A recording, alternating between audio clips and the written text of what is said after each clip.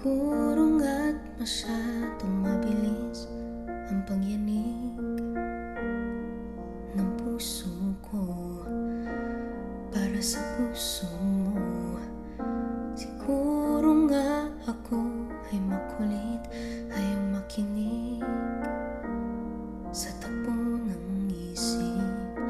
Hindi ko maipilit, tila ko'y nakalutang na sa langit, ngunit nalulunod sa iyong mga ngiti.